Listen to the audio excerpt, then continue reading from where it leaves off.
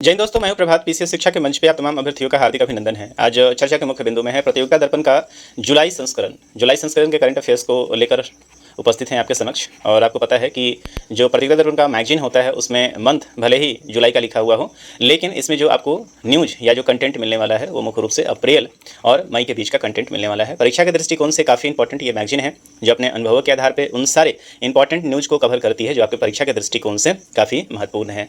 आप इस मैगजीन का प्रयोग मुख्यतः रिवीजन के लिए कर रहे होंगे। मुझे उम्मीद है कि आप इसके पूरे सीरीज को जरूर आपने देखा होगा। इससे पहले जनवरी से लेकर और आज जुलाई तक का पूरा वीडियो जो है इस प्लेलिस्ट में उपलब्ध है। यदि आप देखना चाहें तो जरूर इसमें देख लें। आइए सेशन में आगे बढ़ते हैं। चर्चा करने वाले हैं आज हम लोग पूरी तरीके से जुलाई के इस मैगजीन के नेशनल न्यूज़ के बारे में। जो भी नेशनल न्यूज़ रहे हैं सुर्खियों में, उसके बारे में यहाँ चर्चा हम लोग करेंगे। सेशन में आगे बढ़ने से पहले आप सभी को याद करा दें कि यदि आपने चैनल को सब्सक्राइब नहीं किया है तो चैनल को जरूर सब्सक्राइब कर ले, ताकि आपको नोटिफिकेशन सही टाइम पे मिलता रहे। आइए चलते हैं सेशन की तरफ। बात करते हैं हम लोग सबसे पहले हाइलाइट्स के बारे में। तो कुछ हाइलाइट्स न्यूज़ है यहाँ पे देखिए। पहलगांव में आतंकी हमले के प्रत्युत्तर में ऑपरेशन सिंदूर को प्रारंभ किया गया। संघर्ष विराम से पहले भारत का आतंकवाद को सशक्त जवाब। PSLV C-61 के जरिए EOS-09 प्रक्षेपण का इसरो का 100वां मिशन विफल।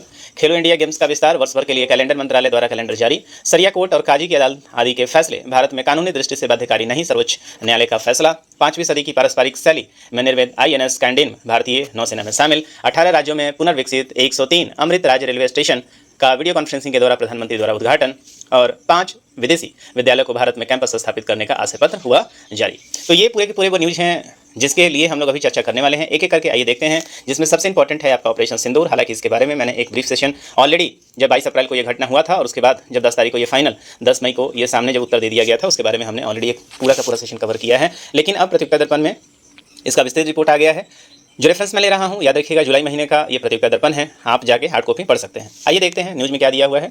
तो पहलगांव में आतंकी हमले के प्रत्युत्तर में ऑपरेशन सिंदूर, संघर्ष विराम से पहले ही भारत का आतंकवाद को सशक्त जवाब। आपको मालूम हो, आपको यदि याद आ रहा होगा तो 22 अप्रैल का वो समय था जिस समय आप देखेंगे कि पूरी तरीके से अप्रैल 2025 को पहलगांव में हुए आतंकी हमले में प्रत्युत्तर में सिंधु जल संधि को स्थगित करने, अटारी बाघा सीमा चौकी बंद करने, भारत में रह रहे सभी पाकिस्तानियों के वीज़ा रद्द करने, उन्हें स्वदेश वापस भेजने, दूतावासों में राजनयिक की संख्या में भारी कटौती करने आदि जैसे कूटनीतिक कदम उठाने के पश्चात एक बड़ा कदम उठाते हुए पाकिस्तान के 9 आतंकी ठिकानों को एक नियोजित सैन्य कार्रवाई के तहत 6 से 7 मई 2025 की मध्यरात्रि में भारत ने तबाह कर दिया।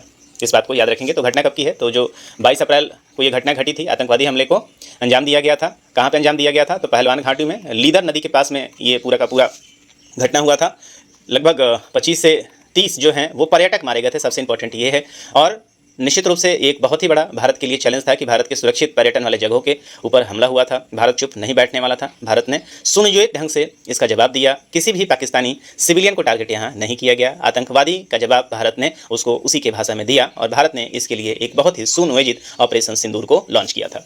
तो ऑपरेशन सिंदूर नाम से की गई इस सैन्य कार्रवाई के तहत पाक अधिकृत कश्मीर के 5 तथा पाकिस्तान सीमा के पार अवस्थित 4 आतंकवादी ठिकानों को तीनों सेनाओं ने संयुक्त ऑपरेशन सिंदूर के तहत खाक में मिला दिया। तो आप देख रहे हैं यहाँ मैप में, ये जो हिस्सा आप देख रहे हैं ये POK का हिस्सा है। और इस POK के हिस्से में ये श्रीनगर के ठीक आप ईस्ट में देखेंगे तो यहाँ पे मुख्य रूप से 2 आप देख रहे हैं, 2 से 3 आप ठिकानों को देख रहे हैं। उसके बाद यहाँ पे देख रहे हैं तो कुल मिला के यहाँ पे जो POK के अंदर था वहाँ पे 5 ठिकाने को किया गया। और POK से बाहर जो पाकिस्तान के अंदर भी था वहाँ भी भारत ने 4 निशानों को टारगेट किया था।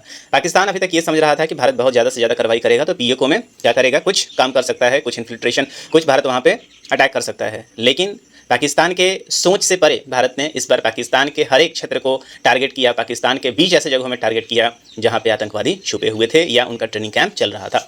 25 मिनट में 24 मिसाइलों से किए गए इस सटीक हमलों में किसी भी सैन्य प्रतिष्ठान और आम जनता को कोई नुकसान नहीं पहुंचाया गया। इस बात को याद रखें। 25 मिनट में भारत ने क्या है 24 मिसाइल को लॉन्च किया है। और ये मिसाइल कौन कौन से थे इसके बारे में हम लोग चर्चा करेंगे, जिसने पाकिस्तान को घुटने के बल बैठने के लिए मजबूर कर दिया। आतंकी ठिकाने तबाह करने के साथ साथ कम से कम 90 आतंकवादी इस दौरान मारे गए। जैश सरगना प्रमुख मसूद अजहर के परिवार के 10 सदस्य और 4 अन्य करीबी भी मरने वालों में शामिल थे। जिन 9 आतंकवादी ठिकानों आतंकियों के प्रशिक्षण केंद्रों को ऑपरेशन सिंदूर के तहत नष्ट किया गया, उसमें पाकिस्तान के 4 सरजाल कैंप दैट इज सियालकोट में ही ये सारे के सारे थे और मुरीद के पास थे। तो यहाँ पे इनके सारे कैंपों को भारत ने टारगेट किया था। इस बात को आप याद रखेंगे। जब ये पूरा का पूरा मिशन समाप्त हो गया तो इस संबंध में सेना द्वारा बाद में जारी एक वीडियो कॉन्फ्रेंस सेना के द्वारा जारी किया गया, जिसका थीम जरूर याद रखेंगे। यहाँ से प्रश्न बन सकता है आपके लिए, प्लान्ड, ट्रेंड एंड एग्जीक्यूटेड। तो सेना ने जो वीडियो कॉन्फ्रेंस अपना किया था उसमें जो थीम लाइन रखा गया था, प्लान्ड, ट्रेंड एंड एग्जीक्यूट शीर्षक से जारी वीडियो में कहा गया कि ऑपरेशन के साथ न्याय हुआ है। भारत की इस कार्रवाई से तिलमिलाए पाकिस्तान ने भारत के सैन्य ठिकानों को निशाना बनाने की कोशिश की। 8 मई के रात में की, जिसे भारतीय सेना ने पूरी तरीके से नाकाम कर दिया। लड़ाकू विमानों, ड्रोन, रॉकेट और मिसाइलों के जरिए जम्मू, पठानकोट, फिरोजपुर जैसे एरिया पर अटैक किया गया है। ये आप देख सकते हैं पूरा का पूरा वो डेडलाइन किस तरीके से हुआ था। 22 अप्रैल का ये घटना था जब पहलगांव में नरसंहार हुआ था। पाकिस्तान समर्थित आतंकवादियों ने बैसारन पर्यटक स्थल पर फायरिंग की। 26 लोगों के मारे जाने की खबर थी। भारत ने इसका केंद्रित जवाब दिया। 6-7 के मई को ये पहला आप देखेंगे अटैक यहाँ पे शुरू हुआ। हालांकि इसका जवाब पाकिस्तान ने सबसे पहले तो पुरजोर तरीके से दिया। भारत ने अपना जो अंतिम अटैक किया था वो 10 मई को किया था और भारतीय सशस्त्र बलों ने पीओके और पाकिस्तान के 9 आतंकी ठिकानों को नष्ट किया। आम नागरिक और सैन्य ठिकानों को कोई भी नुकसान नहीं पहुंचाया गया है। 7 और 8 तारीख को पाकिस्तानी का जवाबी हमला था। 15 शहर को इन्होंने ठिकाना बनाया था। 8 मई के समय भारत का पलटवार था।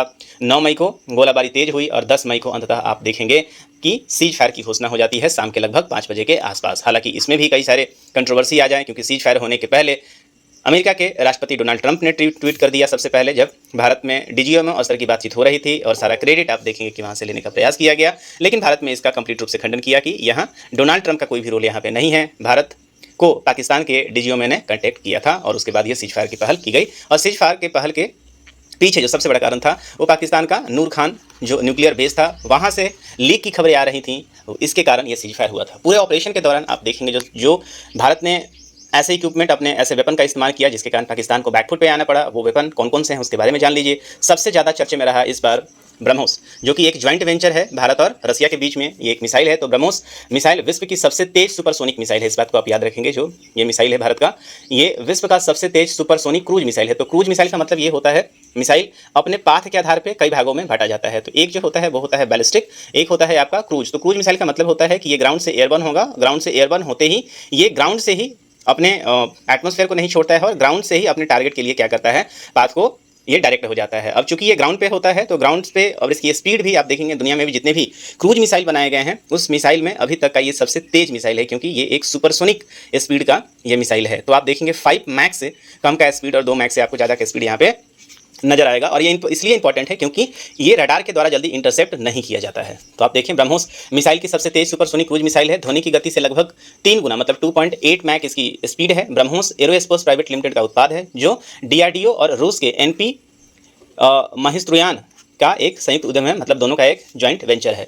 ब्रह्मोस का सबसे खासियत यह है कि ब्रह्मोस के तीनों ही वेरिएंट भारत के पास हैं। मतलब ब्रह्मोस एयरफोर्स के पास एयरफोर्स वेरिएंट, मतलब इसे एयरक्राफ्ट से भी लॉन्च किया जा सकता है। इसे सरफेस टू सरफेस वर्जन भी है और भारत इसे नेवी से, मतलब शिप से भी इसे लॉन्च किया जा सकता है। तो ब्रह्मोस की पनडुब्बियों, जहाज, विमानों और भूमि प्लेटफॉर्म से लॉन्च किया जा सकता है। भारत ने इसके सभी संस्करणों का परीक्षण किया है, उन्हें सेना में शामिल किया है। 2019 में मिसाइल की रेंज को बढ़ाकर 450 किलोमीटर कर दिया गया था। तो इस बात को याद रखेंगे, पहले इसका जो रेंज हुआ करता था वो लगभग 290 किलोमीटर के आसपास हुआ करता था और 2019 में इसे अपग्रेडेशन किया गया और 450 किलोमीटर इसका रेंज कर दिया गया।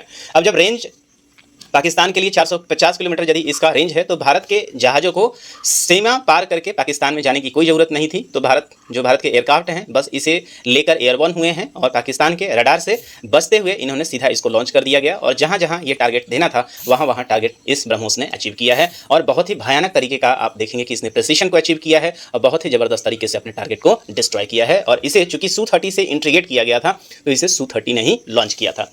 तो लड़ाकू जेट से लंबी दूरी के मिसाइलों को एकीकृत करने वाला एकमात्र ये देश बन गया है। भारत ने ब्रह्मोस मिसाइलों का निर्यात भी किया है। भारत के इस ब्रह्मोस का आप देखेंगे कि खासकर इस ऑपरेशन से पहले भी भारत ने 2022 में फिलीपींस के साथ एक समझौता किया था।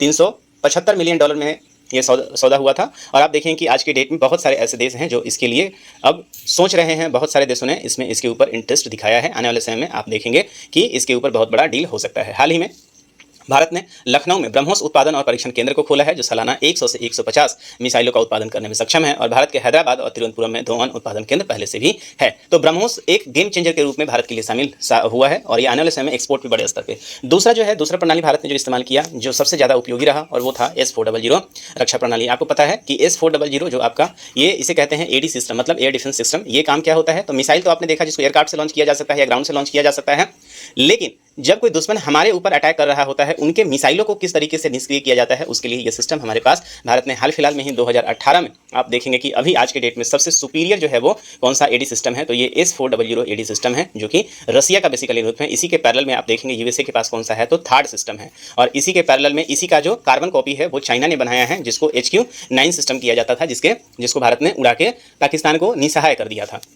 तो 2018 में ये S400 जिसको ट्रैम्प के नाम से जाना जाता था, भारत ने इन टेस्ट दिखाया, वहाँ से खरीद की और भारत में लगभग 5 बैटरी को आना था और भारत में ऑलरेडी आप देखेंगे कि अभी जो बाकी बैटरी है उसके लिए रसिया ने कह दिया है कि जल्दी ही उसे मिल जाएगा। तो भारत पाकिस्तान के इस संघर्ष के दौरान उत्तर और पश्चिमी भारत के प्रमुख सैन्य प्रतिष्ठानों को निशाना बनाकर किए गए पाकिस्तानी हमले और ड्रोन हमलों को रोकने के लिए बेसर S400 मिसाइल रक्षा प्रणाली जो है वो तैनात किया गया था। तो इसका ऐसे नाम जो है वो S400 ट्रैम्प कहा जाता है, लेकिन इंडिया ने जब इसे एक्वायर किया है तो इंडिया ने इसे हिंदी जो सबनाम दिया है वो याद रखिएगा सुदर्शन चक्र का हिंदी सबनाम दिया है। ये आपके एग्जामिनेशन के लिए काफ़ी इंपॉर्टेंट है और आने वाले समय में ये क्वेश्चन जरूर पूछा जाएगा विभिन्न एग्जामिनेशन में। तो आप देख रहे हैं ये इसका लॉन्चर है, ये यहाँ से मिसाइल को लॉन्च किया जाता है, इसके साथ साथ ऑप्शन होता है, ये टारगेट को डिटेक्ट करता है, जितने भी टारगेट इसके लिए आ रहे हैं तो हैं, और सारे टारगेट को ये क्या करता है अपने इस मिसाइल के साथ डिस्ट्रॉय कर देता है। साथ ही साथ जो टारगेट डिस्ट्रॉय जो इनकमिंग टारगेट है उसको भी ये डिस्ट्रॉय करता है, या इसके अलावा जो टारगेट हम करना चाह रहे हैं उसे भी ये डिस्ट्रॉय करता है। तो कुल मिला के पाकिस्तान के जितने भी रेड थे जो कि हाई लेवल पे थे या मीडियम लेवल थे, उसको अकेले ही इस एयरक्राफ्ट ने, इस पूरे एडी सिस्टम ने बहुत ही सफलता के साथ आपने देखा कि डिस्ट्रॉय किया था। तो नाम यहाँ जरूर याद रखिएगा। जिसका रेंज होता है ये 400 किलोमीटर इसका डिटेक्शन रेंज है, मतलब 400 किलोमीटर तक अपने दुश्मनों को ये पहचान सकता है और उसके ऊपर अटैक कर सकता है। इस बात को भी आप याद रखेंगे। एक चलते हैं अगले मिसाइल से। भारत का ये स्वदेशी है, ये आकाश मिसाइल है जो भारत का खुद का स्वदेशी DRDO के द्वारा ये बनाया गया है। तो DRDO द्वारा विकसित भारत डायनामिक्स लिमिटेड BDL द्वारा निर्मित आकाश मिसाइल एक छोटी दूरी की सतह पर मार करने वाला मिसाइल है। तो आप देख सकते हैं किस तरह का मिसाइल है। तो surface to surface air defence है। ये सरफेस टू सरफेस आप देखेंगे कि ये गाइडेड वेपन सिस्टम है। इसको भारत में ग्राउंड लेवल पे इसको क्या किया जाता है, तैनात किया जाता है और इसका रेंज चूंकि मीडियम होता है और जनरली क्या है ये बेस्ड डिफेंस के लिए यूज किया जाता है, छोटे से एरिया को डिफेंड करने के लिए इसको इस्तेमाल किया जाता है। आकाश 25 किलोमीटर तक की सीमा के भीतर एक साथ 4 हवाई लक्ष्यों को निशाना बना सकता है। मतलब ये जहां पे इसको माउंट किया जाता है ये अपने से 25 किलोमीटर के रेंज के अंतर्गत अपने सभी टारगेटों को हिट कर सकता है और एट ए टाइम ये 4 टारगेट मतलब 4 टारगेट को क्या कर सकता है, हिट कर सकता है। जबकि इसके नए संस्करण जो इसका नया अगला संस्करण आया है वो आकाश NG है, जिसको आकाश नेक्स्ट जनरेशन के नाम से जानते हैं। इसका विस्तारित सीमा 70 से 80 किलोमीटर है और इसी के रेंज को बढ़ा के 70 से 80 किलोमीटर के आसपास का रेंज इसे कर दिया गया है। इसमें दुश्मन में जैमिंग को विफल करने और इलेक्ट्रॉनिक काउंटर मेजर जिसको हम लोग ECCM कहते हैं इसको लगाने की भी क्षमता है। मोबाइल प्लेटफॉर्म के लिए डिजाइन किए गए आकाश को कहीं से भी जल्दी से जल्दी तैनात किया जा सकता है। इसकी इजराइल में आयरन डोम से तुलना की जाती है। भारत ने 2022 में आर्मेनिया को 15 आकाश इकाई निर्यात की है। तो इस पूरे दौरान भारत का जो ये स्वदेशी है आकाश मिसाइल सिस्टम ये काफ़ी चर्चे में रहा है और जिस तरीके से आप देखेंगे इजराइल में एक आयरन डोम सिस्टम है, उसी तरीके से आयरन डोम सिस्टम बेसिकली एक पूरा का पूरा सिस्टम होता है जिसमें डिटेक्शन भी होता है और लॉन्च करने के लिए मिसाइल सिस्टम भी होता है। तो आकाश जो है वो एक मिसाइल सिस्टम है, इस बात को आप याद रखेंगे, जिसे टारगेट दिखाया जाता है कि ये आपका टारगेट है और वो इसे हिट करता है। तो 25 किलोमीटर इसका रेंज पहले था। नया जो आकाश NG है 70 से 80 किलोमीटर है। 2022 में हम लोगों ने आर्मेनिया को इसको दिया था और भी कई देशों ने। इस घटना के बाद इसके ऊपर आप देखेंगे कि नजरें भिराई हुई हैं और डील करने की बात चल रही है। ब्राजील और मिस्र इनमें से एक हैं। आगे चलते हैं।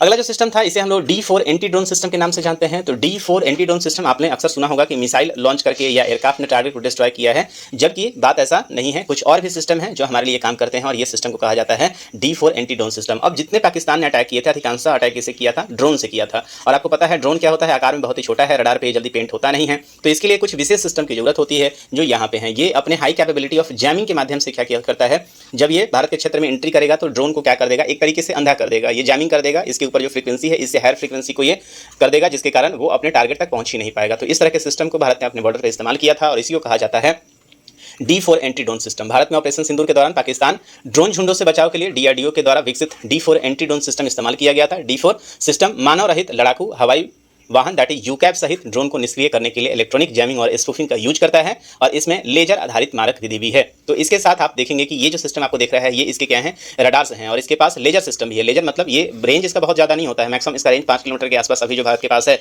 उसका रेंज 5 किलोमीटर है, जिसके अंदर सॉफ्ट किल और हार्ड किल दोनों की क्षमता होती है। सॉफ्ट किल कैसे करता है, यदि इसके पास कोई रेड इसको दिख जाता है, ये जो आप देख रहे हैं एक तरीके का ये इसका आंख है, इससे ये टारगेट को डिटेक्ट करता है अपने रडार के माध्यम से और क्या करता है उसको जैम कर देता है। उसके आसपास चूंकि कोई हुई मिसाइल को क्या किया जाता है, डायरेक्शन दिया जाता है अपने रिमोट के माध्यम से और ये क्या करता है उस पूरे के पूरे जो फ्रीक्वेंसी है उसको जैम कर देता है, जिसके कारण आपने सुना होगा कि सारे के सारे ड्रोन जो है अपने टारगेट तक पहुंच ही नहीं पाए, टारगेट से पहले ही वो क्या हो गए, गिर गए। दूसरा काम होता है जो आ रहा है, जो जैम नहीं हो पाया, उसको भी ये क्या करता है, इसके पास आप देखेंगे कि ये इसके पास लेजर सिस्टम होता है, जिस लेबर सिस्टम से हाई एनर्जी जनरेट होती है और उसको क्या कर देगा, वो जला देगा। तो ये दोनों ही है, इसी चीज़ को हार्ड किल कहा जाता है। तो ये कुल मिला के दोनों ही सिस्टम है, भारत ने इसका बड़े स्तर पर इस्तेमाल किया। D4 दुश्मन के ड्रोन का 360 डिग्री पता लगाने के लिए रडार, रेडियो फ्रीक्वेंसी सेंसर और इलेक्ट्रिकल ऑप्टिकल इंफ्रारेड कैमरे को जोड़ता है। D4 सिस्टम को विकसित करने में बेंगलोर, हैदराबाद और देहरादून समेत DRDO प्रयोगशाला का योगदान किया गया है। इसके अलावा भारत ने इजराइल से भी लिए हुए सिस्टम का इस्तेमाल किया, जिसमें बराक 8 मिसाइल को याद रखिएगा, ये बराक 8 बेसिकली क्या है, इजराइल मेड सिस्टम है जिसको भारत ने अपने यहाँ जो शामिल किया है वो MRSAM के नाम से शामिल किया है, that is medium range surface to air missile. और इसका जो रेंज होता है वो क्या होता है, 70 किलोमीटर के आसपास जो है इसका रेंज है। तो इसको मीडियम रेंज के लिए जो इंटरसेप्शन रेंज कितना है, 70 किलोमीटर इसका जो है वो रेंज है। और इसको DRDO और इजराइल एरोस्पेस इंडस्ट्री ने मिलकर भारत में ही निर्मित किया है। तो इसने ही बहुत बड़े स्तर पर भूमिका निभाई है।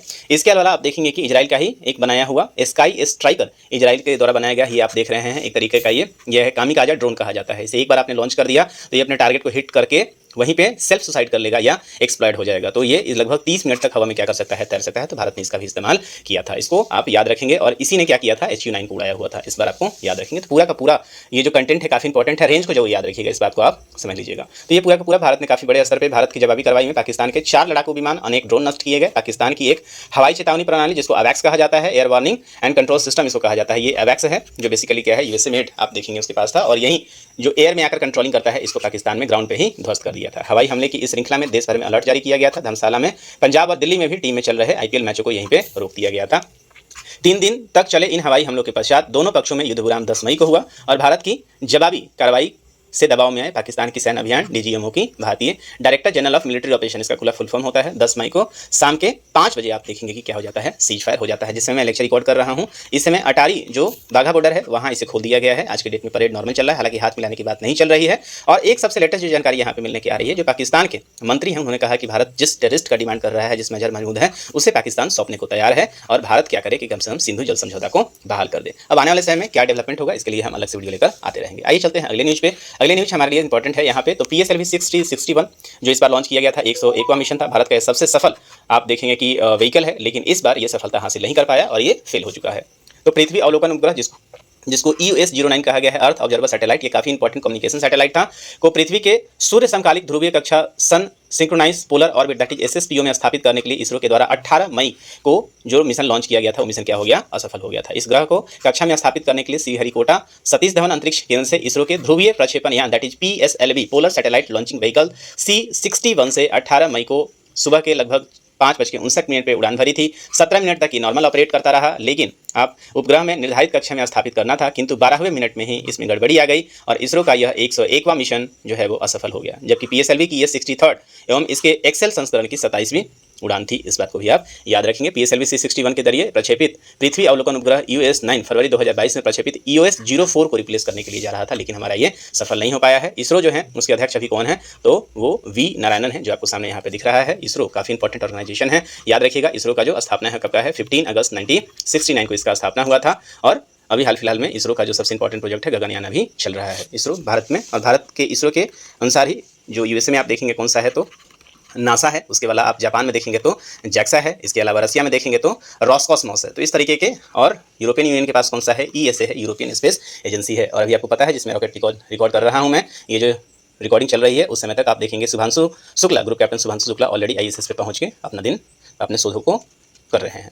तो ये PSLV 61 18 मई 2025 को लॉन्च हुआ था। यदि आप देखेंगे तो 1993 में PSLV D1 की पहली उड़ान इसकी की गई थी और उसके बाद 2017 में PSLV 39 उड़ान का भी एक उड़ान जो है वो असफल हुआ था।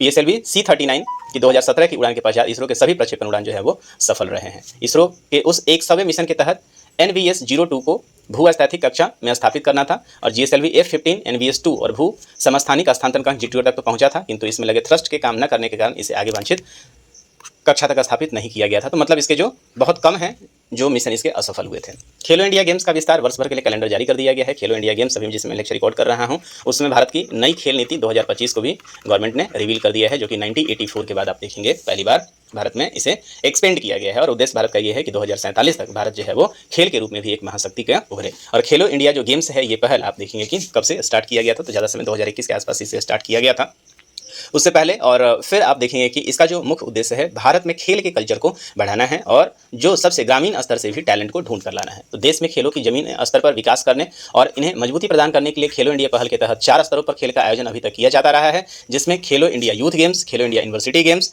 खेलो इंडिया पैरा गेम्स और खेलो इंडिया विंटर गेम्स इसमें शामिल है। इस श्रृंखला को आगे बढ़ाते हुए अब सभी स्तरों पर इन खेलों का आयोजन का निर्णय खेल मंत्रालय ने किया है। इसमें खेलो इंडिया ट्राइबल गेम्स काफ़ी इंपॉर्टेंट है। खेलो इंडिया नॉर्थ ईस्ट गेम्स, खेलो इंडिया बीच गेम्स और खेलो इंडिया स्वदेशी गेम को शामिल किया गया है। तो पहले से इसमें 4 थे और अब इसमें आप देख रहे हैं tribal games, north east games और बीच गेम और स्वदेशी गेम, तो 4 और इसमें अब जोड़ दिए गए हैं। और इसके लिए विस्तृत कैलेंडर 2025 का जारी कर दिया गया है। वर्ष 2025 में जारी कैलेंडर के तहत खेलो इंडिया विंटर गेम्स जनवरी-फरवरी 2025 में जम्मू कश्मीर और गुलमर्ग में आयोजित किए गए थे, जबकि खेलो इंडिया पैरा गेम्स अप्रैल 2025 में नई दिल्ली में और खेलो इंडिया यूथ गेम्स 2025 में बिहार में आयोजित किया गया है मई में। काफ़ी इंपॉर्टेंट है बीपीएससी के ध्येय से। और खेलो इंडिया बीच गेम्स 19 से 25 मई के बीच में दीव में आयोजित किए गए हैं। तो ये जो आयोजित हो गए हैं ये काफ़ी इंपॉर्टेंट है आपकी परीक्षा के दृष्टिकोण से। और इसके अलावा बाकी के जो गेम्स हैं वो अब देखेंगे, इसके लिए जो जगह है उसका चुनाव जल्दी ही कर लिया जाएगा। इस बात को याद रखें। इस वर्ष खेलो इंडिया स्कूल गेम्स अगस्त सितंबर में, खेलो इंडिया यूनिवर्सिटी गेम्स मार्च अप्रैल, Khelo India water sports north east मई जून में, ट्राइबल गेम्स सितंबर में छत्तीसगढ़ में होगा। इसको याद रखिएगा, ट्राइबल गेम्स कहाँ हो रहा है, छत्तीसगढ़ में हो रहा है। स्वदेशी और मार्शल आर्ट गेम्स जुलाई अगस्त तमिलनाडु में होगा, आंध्र प्रदेश में आयोजित किए जाएंगे। तो काफ़ी इंपॉर्टेंट है खेल के दृष्टिकोण से, यहाँ से क्वेश्चन अक्सर बनते रहते हैं।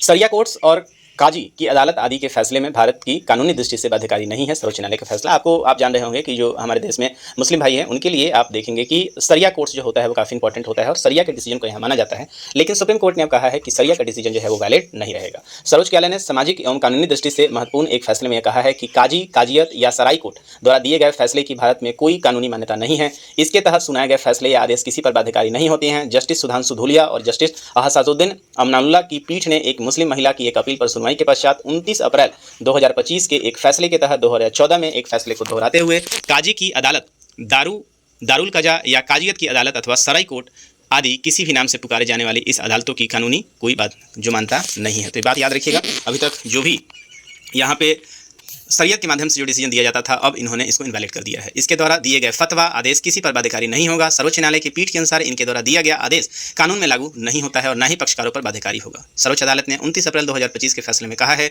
कि इनका आदेश केवल तभी कानूनी और जांचा पर रखा जा सकता है जब प्रभावित पक्षकारों ने उस निर्णय को स्वीकार करते हुए उस पर अमल किया हो और उसमें किसी भी अन्य कानून का उल्लंघन नहीं होता हो। पीठ के अनुसार इस पर भी वह निर्णय केवल उन्हीं पक्षकारों पर वैध होगा जिन्होंने उसे स्वीकार किया है। तो कुल मिला के आप देख सकते हैं ये न्यूज़ है, काफ़ी इंपॉर्टेंट ये न्यूज़ है। और इससे बहुत सारे आप देखेंगे जो काजी का जो एक सर्वोच्च वहाँ चलता था कि जो उसने डिसीजन दे दिया और बहुत सारा शोषण के भी केसेस पे आते थे, अब उस पर जो विराम लग जाएगा।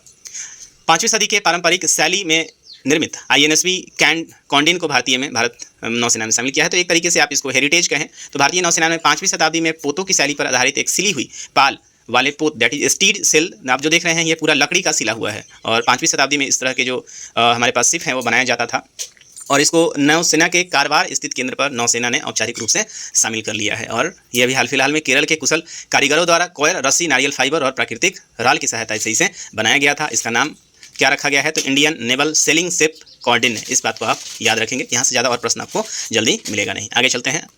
18 राज्यों में पुनर्विकसित 103 अमृत स्टेशन रेलवे स्टेशनों को वीडियो कॉन्फ्रेंसिंग के द्वारा प्रधानमंत्री द्वारा उद्घाटन किया गया है। तो आपको मालूम है कि पूरे भारत में जितने भी रेलवे स्टेशन हैं उसका कायाकल्प करने के लिए और उसको विश्व स्तरीय, राष्ट्र स्तरीय बनाने के लिए एक जो योजना चल रही है भारत में, जिसको अमृत भारत रेलवे स्टेशन योजना कहा जाता है, जिसे मुख्य रूप से आप देखेंगे कि 2021 में शुरू किया गया था। अब इसको आप देखेंगे कि इस वर्ष के लिए अमृत भारत स्टेशन के रूप में पुनर्विकास 103 स्टेशनों का राजस्थान के बीकानेर से वीडियो कॉन्फ्रेंसिंग के जरिए प्रधानमंत्री के द्वारा उद्घाटन किया गया है 22 मई 2025 को। 18 राज्य और केंद्र शासित क्षेत्रों के 86 जिलों में स्थित इन स्टेशनों का पुनर्विकास 1100 करोड़ रुपए की लागत से किया जा रहा है। इसमें कई सारे हैं। बिहार का जरूर ध्यान रख लें। बिहार के पीरपैंती कहाँ है, ये क्वेश्चन पूछा गया है। तो पीरपैंती जो है वो भागलपुर के पास का ये रेलवे स्टेशन है। इस बात को याद रखेंगे, क्वेश्चन पहले पूछा जा चुका है। थावे जो है वो गोपालगंज का है और छत्तीसगढ़ के अंबिकापुर, भिलाई, डोडरगढ़, हरियाणा का मंडी, डबवाली, झारखंड का गोविंदपुर रोड, राजमहल। तो ये पूरे के पूरे जो है आप अपने जो भी आपका राज्य है उसका आप यहाँ पे देख सकते हैं। बिहार वाले निश्चित रूप से याद रखें, पीरपैंती रेलवे स्टेशन और थावे इसके अंतर्गत शामिल है, जिसका कायाकल्प होना जाना है।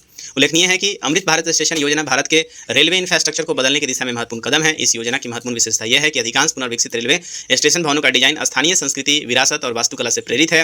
जैसे अहमदाबाद स्टेशन मोढेरा सूर्य मंदिर से प्रेरित है, द्वारका स्टेशन द्वारकाधीश से है। कुल मिला के जो भी आपके यहाँ जो मेन कोई भी यदि लोकल थीम है तो उसके आधार पर ही रेलवे स्टेशन बनेगा। जैसे आप थावे को देख सकते हैं, गोपालगंज का थाव, वहाँ पे माता का मंदिर है, तो उनके द्वारा इसका डिजाइन किया जाएगा। जगन्नाथ मंदिर की थीम पर और गुरुग्राम स्टेशन IT थीम पर यह विकसित किया जा रहा है। तो काफ़ी इंपॉर्टेंट ये पहल है और उम्मीद करते हैं कि इससे पूरे भारत में रेलवे स्टेशन का कायाकल्प हो रहा है।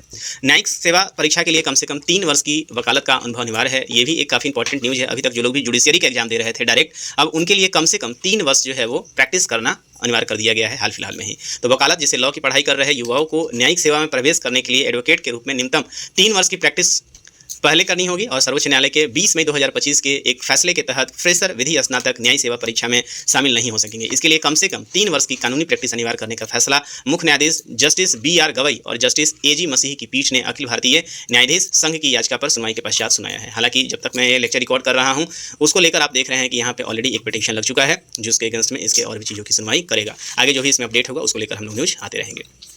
5 विदेशी विश्वविद्यालयों को भारत में कैंपस स्थापित करने का आदेश जारी कर दिया गया है। तो भारत में अब विदेश के भी विश्वविद्यालयों का स्थापना हो रहा है। आपने ऑस्ट्रेलिया का देखा, आपने इंग्लैंड का देखा है, तो अब भारत ने बाकायदा विस्तार से अब एक आशय पत्र जारी किया है जिसमें 5 विदेशी विश्वविद्यालय को यहाँ पे परमिशन दे दिया गया है। तो देश में उच्च शिक्षा को बढ़ावा देने के लिए विदेशी विश्वविद्यालय के परिसर देश में स्थापित करने की बात राष्ट्रीय शिक्षा नीति 2020 में कही गई थी। ये NEP 2020 का हिस्सा था और ऑस्ट्रेलिया की वोलोंगोंग डिकीन यूनिवर्सिटी के परिसर गांधीनगर के गिफ्ट सिटी में संचालित है। ब्रिटेन के साउथहैम्पटन यूनिवर्सिटी गुरुग्राम में है और 2 जुलाई 2025 से इसके प्रारंभ होने की संभावना है। इसके पश्चात 5 अन्य विदेशी विश्वविद्यालय को भारत में परिसर स्थापित करने के लिए आशय पत्र that is letter of intent जारी कर दिया गया है।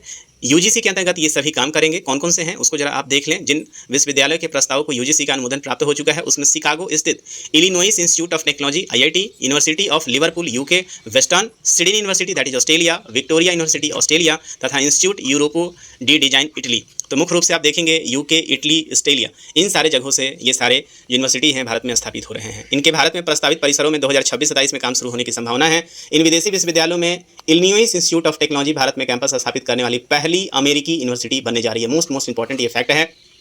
इस विश्वविद्यालय को विज्ञान, प्रौद्योगिकी और इंजीनियरिंग में उत्कृष्ट पढ़ाई के लिए जाना जाता है। ब्रिटेन स्थित यूनिवर्सिटी ऑफ लिवरपूल बिजनेस एवं हेल्थ साइंस जैसे क्षेत्रों की पढ़ाई के लिए विख्यात है।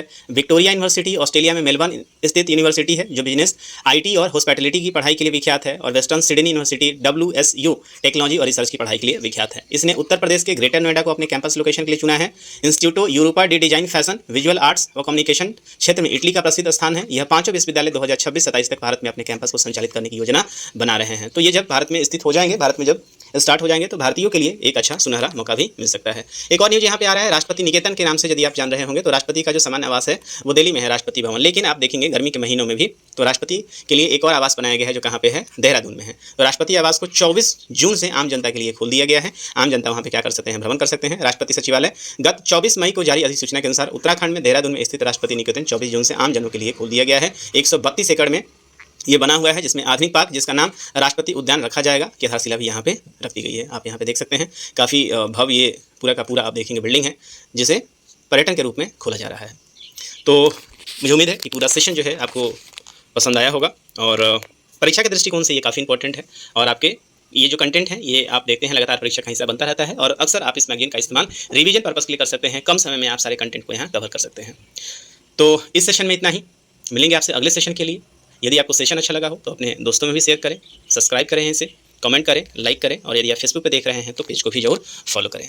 तो इस सेशन में इतना ही, मिलेंगे आपसे हम अगले सेशन में इसके इंटरनेशनल न्यूज़ के साथ। तब तक दीजिए मुझे इजाज़त। साइनिंग ऑफ, दिस इज प्रभात। जय हिंद।